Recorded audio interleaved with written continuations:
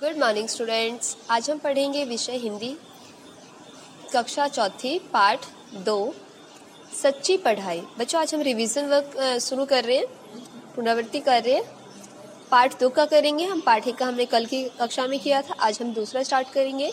देखिए सच्ची पढ़ाई, हमारा पाठ का नाम है सच्ची पढ़ाई।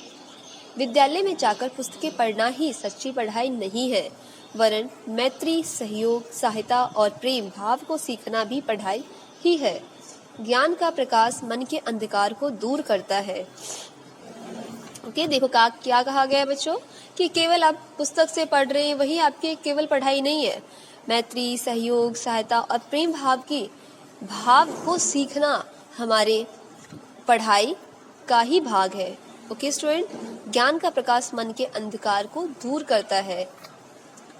पृष्ठ संख्या 10 पर आएंगे आप सभी।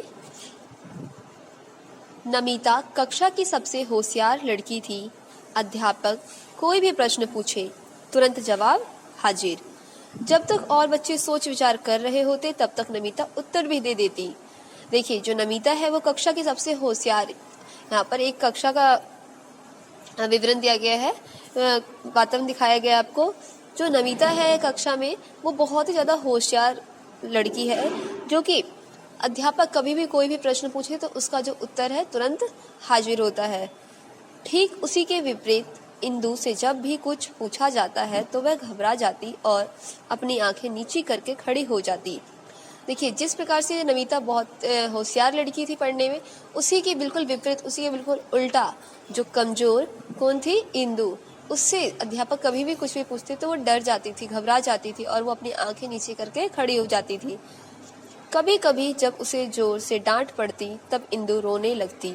नमिता को यह देखकर अच्छा नहीं लगता, जबकि कुछ बच्चे इंदु को धीमी आवाज में बुद्धूराम फिसड्डी कहकर उसकी हंसी भी उड़ाते। देखिए कभी कभी जब उसे जोर से डांट पड़ती, जैसे जो अध्यापक जब जोर से डांट देते तब उसे इंदु रोने लगती, वो डर जाती थी, घबरा जाती थी। तो ये सब देखकर, ये सारी चीजें इंदु के साथ जो भी होता था उसको देखकर जो नमिता थी उसको बिल्कुल अच्छा नहीं लगता था। जबकि कुछ बच्चे थे वो उसका मजाक उड़ाते थे। एक नमिता भी उसी कक्षा की छात्रा थी, लेकिन उसको ये सब देखकर अच्छा नहीं लगता था, मगर और जो बच्चे थे वो उसका मजाक उड़ाते थे, धीमी आवाज बुद्धूराम कहकर, फिसड्डी कहकर, इस प्रकार के कुछ शब्द कहकर। इन सभी प्रकार के शब्दों का यूज करके उसके मनोबल को तोड़ते थे।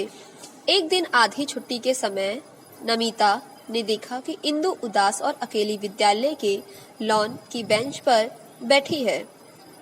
उसका टिफिन भी उसके पास बंद पड़ा था। एक दिन आधी छुट्टी जब लंच का समय हुआ तो नमिता ने देखा कि इंदु उदास और अकेली एक बेंच पर बैठी हुई है और उसका जो टिफिन है, टिफिन भी उसने नहीं खाया है, टिफिन उसके पास ही बंद पड़ा है। तुमने लंच क्यों नहीं किया? नमिता ने पूछा। मन नहीं था, इंदु ने धीमे से कहा। नहीं, तुम्हारी मम्मी कितने प्यार से तुम्हारे लिए लंच बनाकर देती है। यदि तुम उसे नहीं खाओगी तो उन्हें दुख होगा और तुम भी कमजोर अनुभव करोगी। मम्मी के प्यार को तो मैं जानती हूँ, पर कक्षा में जब बच्चे मेरी हंसी उड़ाते तो मेरा मन दुखी हो जाता है, इंदु रुआसी सी बोली। देखिए रुआसी क्या होता है बच्चों? रोने जैसा फेस बनाकर, रोने जैसा चेहरा बनाकर, वो रोने जैसा मतलब उसका पूरा वो जाता है, तो वो अंदर से दुखी हो जाती है। फिर बोलती है कि मुझे मम्मी का प्यार तो पता है, लेकिन जब मुझे कक्षा के बच्चे मुझे चिढ़ाते हैं तो मेरा मन दुखी हो जाता है।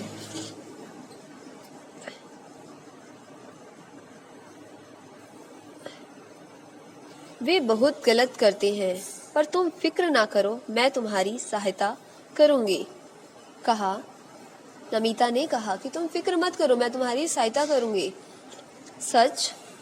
तब तो मेरी सारी मुश्किलें हल हो जाएगी और जब कक्षा की सबसे होशियार लड़की मेरी सहेली बन जाएगी तो और बच्चे की हिम्मत ही नहीं होगी मुझे कमजोर समझने की। ओके स्टूडेंट्स, इससे बच्चों हम आगे कल की कक्षा में पूरा करेंगे। Okay, thank you all of you.